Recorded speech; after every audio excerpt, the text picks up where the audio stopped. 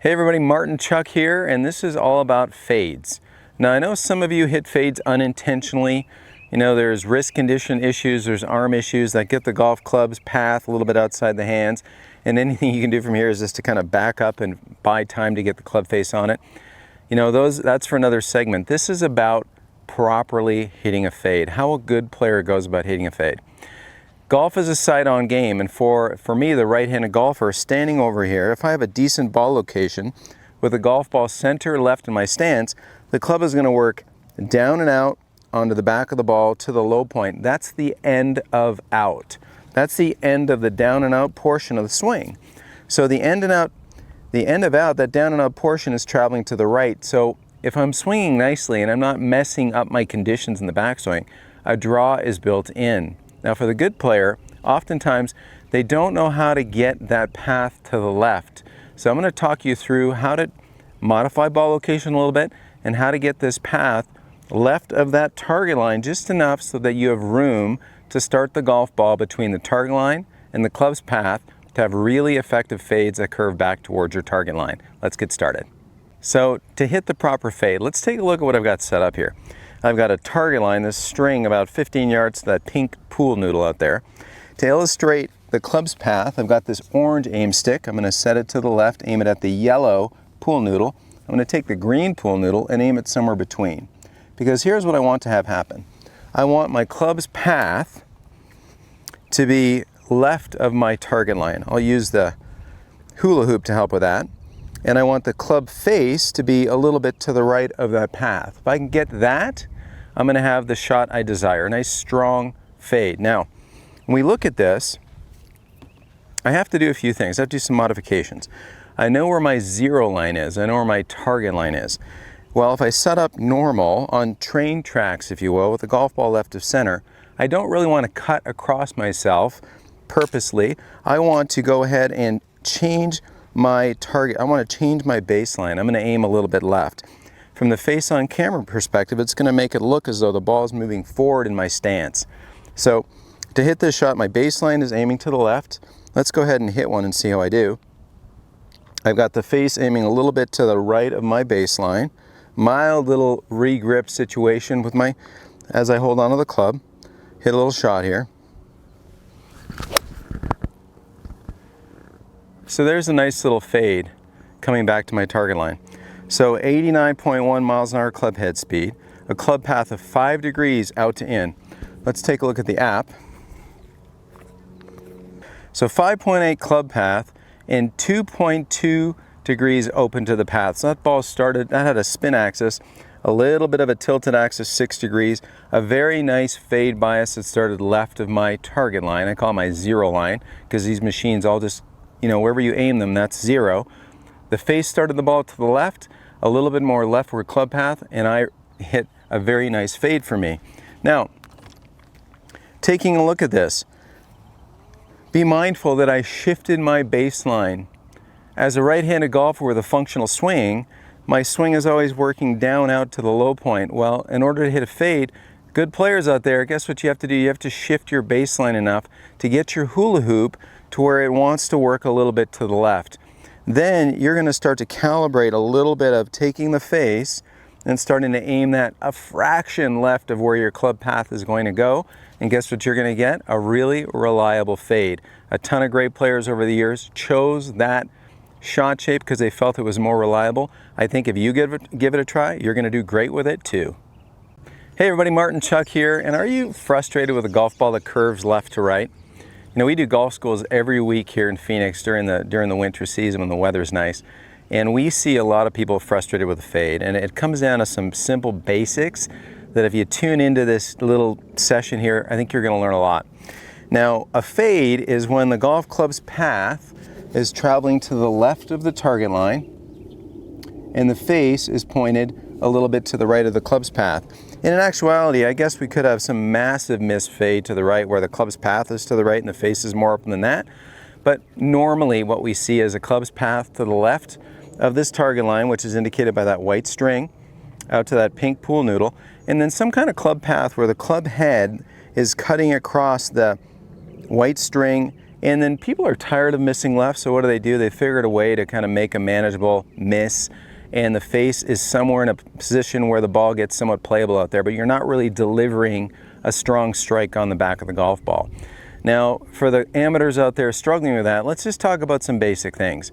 You know, I think when you learn golf, everybody talks about being relaxed and comfortable, and I get it. I want you to learn to be relaxed and comfortable too. But you don't build mechanics through feel. You build feel through mechanics.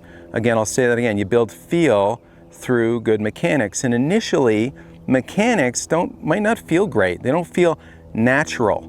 And so what do I mean by that? Well, an effective grip. I'd say that 8 out of 10 people that have played golf a long time that come to my golf school have a grip that's bad. And they've played a lot of golf and they suffer with having to stall and roll the club face because they don't know how to get their hands on properly. They've got a poor wrist condition because of a bad grip. And let me explain. They'll take their wrist joint and it will grip the club and it will be to the target side of the grip.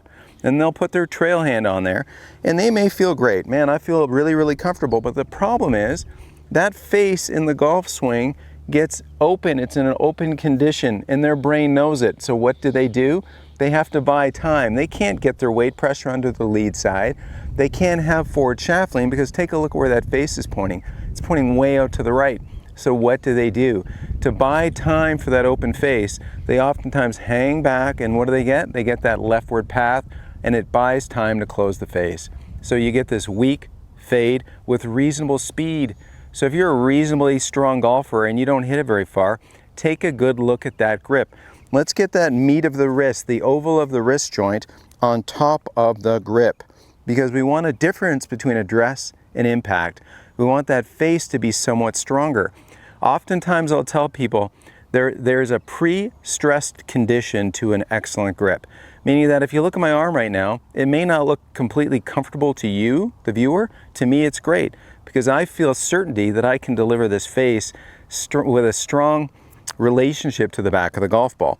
So let's make sure that bent lead wrist is on top of the grip and then match it up with your trail hand. Now you've heard this for years, I guarantee you have.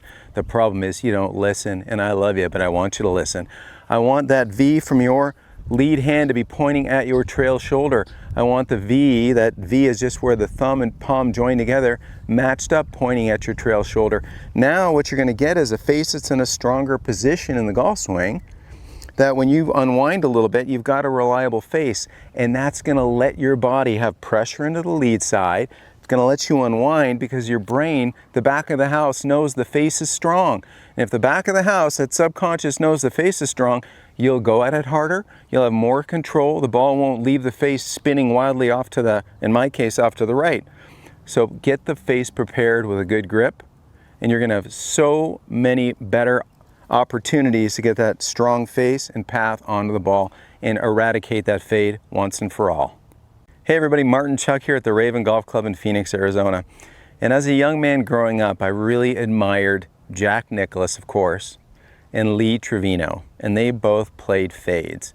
You know, I think Lee was quoted as saying, you can talk to a fade, you can't, but a draw won't listen, or a hook won't listen. And he's certainly right, because there's nothing worse than that face rapidly closing and having that flashy, you know, closed face to path that produces that duck hook. No bueno. You know, Jack Nicklaus and Lee Trevino preferred a shot that really fell from left to right for the right-handed golfer. And growing up as a kid, I got to watch Lee up close, I got to watch Jack up close, and I just loved the routine of how they set up and how they performed the delivery of the club with a path that was working left of the target line. The target line is illustrated by that white string. The club's path is illustrated by the orange aim stick, and then the face, the green aim stick. So walking into the routine of a fade, if I step a little bit out of frame and go through this routine, they always walk into this shot, and I want you to take a look at this T-square. This is a vital part to this fade, because if I was going to hit my stock draw, take a look where the golf ball is. George Knudson was my mentor, famous Canadian golfer, won 8 times on tour. George always played a draw. So he always said golf ball left of center in the stance. But that's a perspective. That's a perspective from that camera to me right now to say, okay, that golf ball is left of center in my stance. Well, that really promotes my down and out motion, which is an inside out all the way to the end of out. Here's the down and out version of my swing, touching the ball before I get to the end of out. That's inside out. Well, if you're gonna hit a fade, it's a little bit different setup. It's not the George Newton setup, it's more the Jack Nicklaus and Lee Trevino setup. So as they walked into a shot or they stalked a shot, they'd walk into the shot and it was always a little bit more looking at it from an open condition. Now look where my foot is in that face on camera and where that ball location is. So they're taking a look at this and they know full well that just by this setup now, my club's path is biasing to the left for sure. That gives them a lot of opportunity to have some control over that club face to start that golf ball a little bit to the right of the club's path. So Lee Trevino would stalk those shots, he'd walk in, always had a great waggle. The ball it appeared forward in his stance because he was aiming so far to the left. And let me go ahead and hit one of these, Lee Trevino style. And there was a nice stingy fade right there with a leftward club path and a golf ball that was coming back to that zero line. So that was a 9-degree club path going to the left. That was a face that was 6 degrees aiming to the left. It had a 3-degree dispersion there between club path and club face, and that gave me a lovely little shot shape back to my left. Looking back at that, I can totally see why Nicklaus and Trevino loved that shape. It was a reliable way for them to look at their target line, stalk, walk into the shot. It gave themselves a lot of margin for them to feel like they could move the club to the left, the club path could be to the left, and yet they had enough room to fit that face in there to start the ball where they wanted to with that little bit of curve back onto the target line. In conclusion about the fade, it's a little bit different. We have to manually change our baseline. We have to take our stance line and walk in a little bit differently. We have to be able to get our club path to be traveling across or to the left of that target line a little bit. We want this club's path to be going to the left, and we want the club face some variety between the club path and the white string, the target line. So when good players struggle with fades, I know the higher handicappers don't because they get the club out of whack on the downswing, get it steep coming down. But you good players, remember, to hit a fade effectively, I want you to stalk, walk into the shot like Lee Trevino. You've got to have a baseline shift to the left so that the geometry of a circle is going more to the left. Then you'll have the ability to kind of manage that face. I always feel like I'm aiming the face a little bit more to the right. I anticipate maybe losing a couple of yards per club when I hit a fade, but otherwise it's a great way to have command over both shapes. So understanding the fade setup and how these relationships of impact work really going to help you play better golf.